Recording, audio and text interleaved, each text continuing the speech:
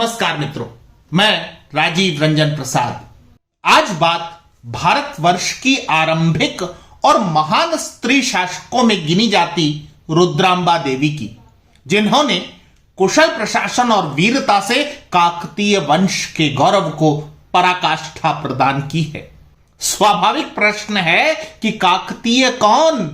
वस्तुतः दक्षिण भारत के इतिहास को जितनी उपेक्षा प्रदान की गई है वह आश्चर्यजनक है और उन भारतीय इतिहासकारों की थिरथरई है जिन्हें मोहम्मद बिन कासिम से औरंगजेब तक सिमटा इस देश का अतीत दिखाई पड़ता है। काकतीय कौन अथवा रुद्रांबा देवी के विषय में बताने से पहले उस गर्व को साझा करना चाहता हूं जो आज मेरी प्रस्तुति से संबद्ध भी है।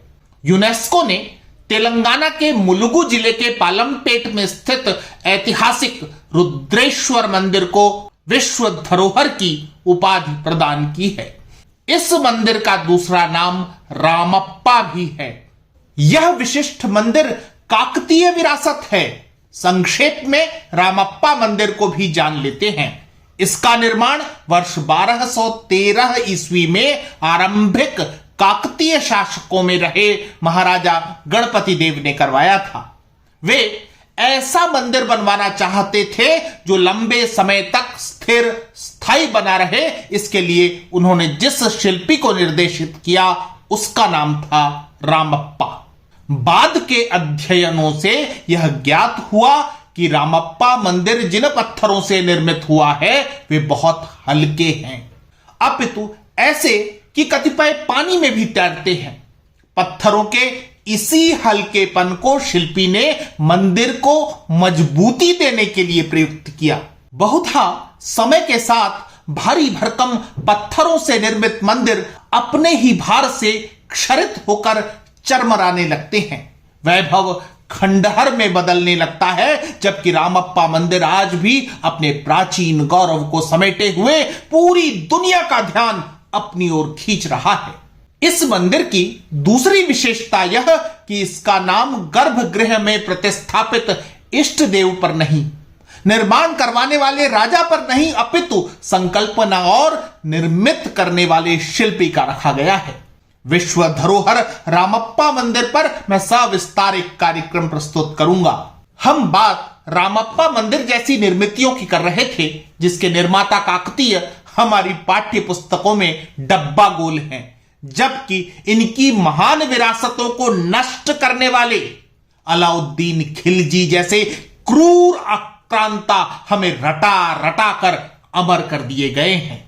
काकतीय कौन थे इसे जानते हैं। काकतीयों की भारतीय इतिहास पटल पर उत्पत्ति का समय कल्याण के चालुक्यों के समानांतर उनके ही सामंतों के रूप में रहा, जिन्होंने शक्ति संचयन कर कालांतर में अपनी स्वतंत्र सत्ता स्थापित कर ली थी। यह सिलसिला लगभग 1000 ईस्वी में बेतराज प्रथम अथवा यर्रैया से आरंभ होता है तथा वर्ष 1326 में प्रताप रुद्र द्वितीय की खिलजियों के हाथों निर्णायक पराजय तक जारी रहता है। इसी काकतीय राजवंश में 7वें शासक थे राजा गणपति देव 1199 से 1261 ईस्वी। काकतीय नरेश गणपति वृद्ध हो गए थे, उन्हें कोई पुत्र नहीं था, अतः चिंता इस बात की थी कि वे कहीं काकतीय वंश के अंतिम ध्वज धारक न सिद्ध हों। महाराजा गणपति ने चोल, कलिंग, सेउड़, कर्नाट, लाट, बलनाडु आदि क्षेत्रों के राजाओं को परास्त कर विशाल और शक्तिशाली साम्राज्य स्थापित किया था। आक्रांताओं से सुरक्षित रखने के लिए वे अपनी राजधानी को अन्नमकोड से हटाकर वारंगल ले आए। अब जीवन के आखिरी पड़ाव में वे स्वयं को विकल्पहीन देखते थे, चूंकि उनकी 2 पुत्रियां थीं, रुद्रांबा और गणपांबा। राजा गणपति ने जीवन के अंतिम कुछ वर्षों में राजकुमारी रुद्रांबा को ही अपनी विरासत की संरक्षक के रूप में देखा और प्रशिक्षित किया। समय ही सही पारखी होता है। राजा के देहावसान के पश्चात बहुत कुशलता से ज्येष्ठ राजकुमारी रुद्रांबा 1259 से 1295 ईस्वी ने काकतीय ध्वज के गौरव को संभाला और स्वयं को शासक घोषित कर दिया। रुद्रांबा देवी का सिंहासन पर बैठना अनेक काकतीय प्रशासन के अधीन सामंतों को उचित नहीं लगा। उन्होंने स्त्री प्रशासक के अधीन कार्य करने में अपना प्रतिरोध दर्ज किया था। राज परिवार के ही कुछ सदस्यों के विरोध ने भी रुद्रांबा देवी को राजधानी छोड़कर चले जाने के लिए बाध्य कर दिया था। सुखद यह कि अधिकांश सामंत और प्रशासनिक अधिकारी रानी रुद्रांबा के साथ प्रतिबद्ध रहे।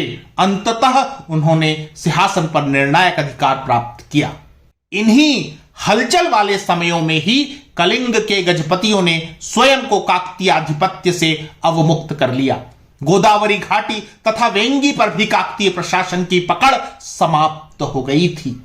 यह परिस्थिति लंबे समय तक बनी नहीं रह सकी।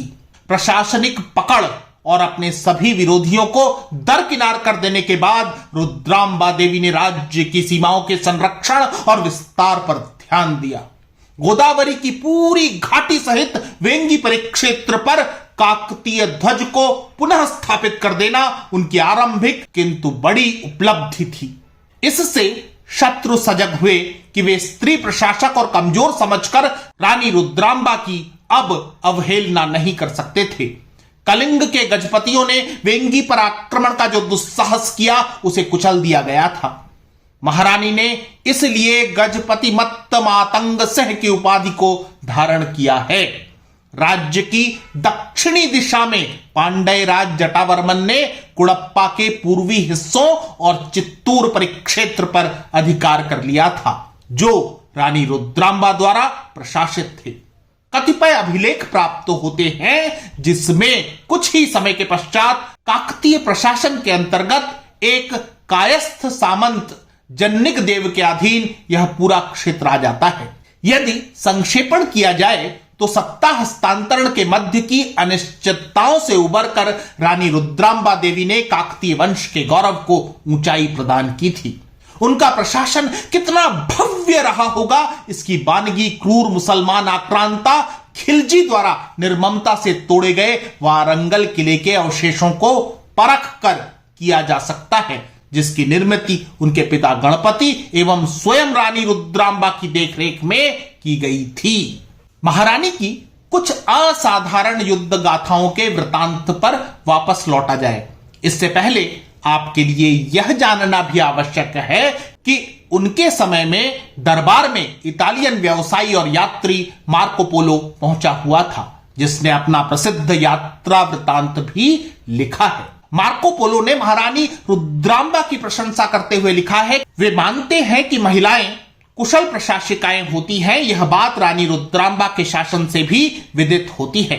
वे लिखते हैं कि महारानी की प्रशासनिक नीतियां जनवादी हैं। शासक के नारी होने से एक तरह की कोमलता और वात्सल्य का एहसास जनता को होता है। ऐसे में प्रजा निर्भय होकर शासन से संवाद स्थापित करती है।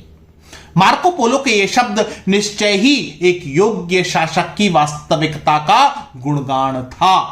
चालुक्य राजा वीरभद्रेश्वर से महारानी रुद्रांबा का विवाह हुआ था। अनेकों प्रार्थनाएं भी असरकारक न हुई। इस दंपत्ति को भी कोई पुत्र नहीं था। उनकी एकमात्र संतति थी पुत्री मम्बडंबा। राजकुमारी मम्बडंबा को विवाह के पश्चात 2 पुत्र हुए, प्रतापरुद्र तथा नंदेव। यह इतिहासकारों के लिए बहस का विषय होगा कि प्रतापरुद्र तथा नंदेव काकतीय थे अथवा चालुक्य। इतिहास उन्हें गौरवशाली स्थान प्रदान करता है। बड़े और अशांत भूभाग का शासक होने से एक सुखी, संपन्न तथा सुनियोजित साम्राज्य का अधिपति होना बेहतर है। इसी के दृष्टिगत प्रतापरुद्र, जो कि महारानी रुद्रांबा के दौहित्र थे, उन्हें अब उत्तराधिकार के दृष्टिगत दत्तक पुत्र का दर्जा प्रदान किया गया। समय के साथ प्रतापरुद्र अपनी योग्यता सिद्ध करते रहे, युवराज नियुक्त किए गए तथा उन्होंने अनेक युद्ध में वारंगल को विजयश्री दिलवाने में अपनी भूमिका का निर्वहन भी किया है। महारानी रुद्रांबा देवी ने नेल्लौर और निकटवर्ती क्षेत्रों पर शासन कर रहे अंबदेव की आक्रांता पर अंकुश लगाने के लिए युवराज प्रताप रुद्र को नियुक्त किया। अंबदेव जानते थे कि अकेले वे काकतीय शक्ति का सामना नहीं कर सकते, अतः अपने साथ उन्होंने देवगिरी के यादवों और मदुरै के पांड्यों को भी मिला लिया था। यह प्रतिपक्षी एकता घातक थी। महारानी रुद्रांबा ने तीन तरफा आक्रमण की संभावना को जानते समझते हुए उसी प्रकार की व्यूह रचना निर्मित की, जिसका उद्देश्य न केवल वारंगल को सुरक्षित रखना था, अपितु शत्रु को खदेड़कर उनके दंभ को नष्ट करना भी था। यह घटना वर्ष 1291 की है।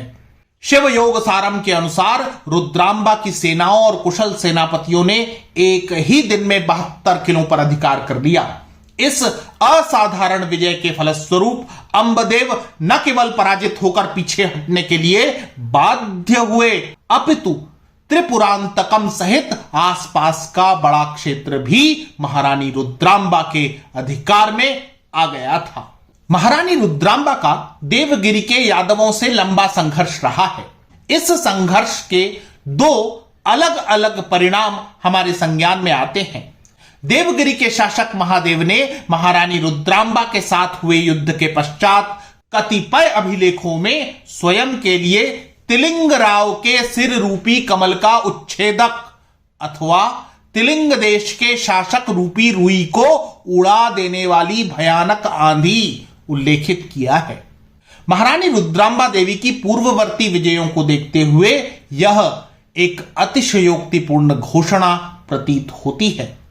प्रताप चरित नामक ग्रंथ को विवेचित करें तो उसमें दिए गए काकतीय यादव संघर्ष के उल्लेख भी यद्यपि बढ़ा चढ़ाकर कहे गए हैं, परंतु प्रतीत होता है कि यादवों पर विजय महारानी रुद्रांबा की हुई और देवगिरी को संधि के लिए बाध्य होना पड़ा था।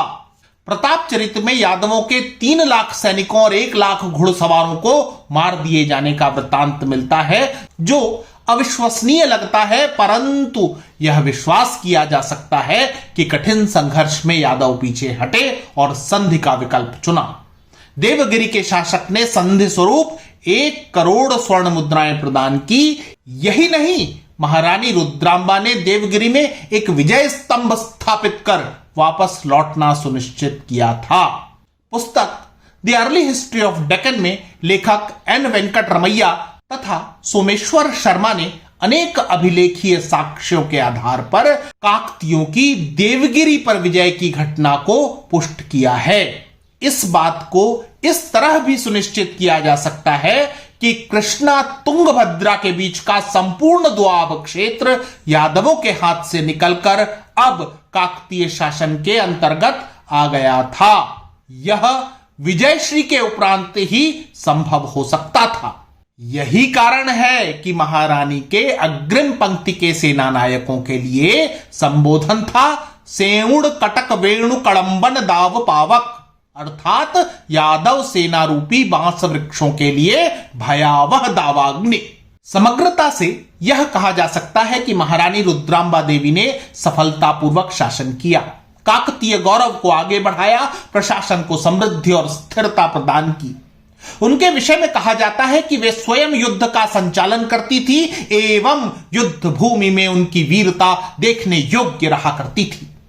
वे सिंहासन पर पुरुष वेश में आसीन होती, अत्यधिक दृढ़ता और आत्मविश्वास के साथ निर्णय लेती, आदेश देती, राजाज्ञाएं जारी करती, राजदूतों से भेंट करती। इसके अतिरिक्त भवनों व मंदिरों के निर्माण में भी उन्होंने रुचि ली थी।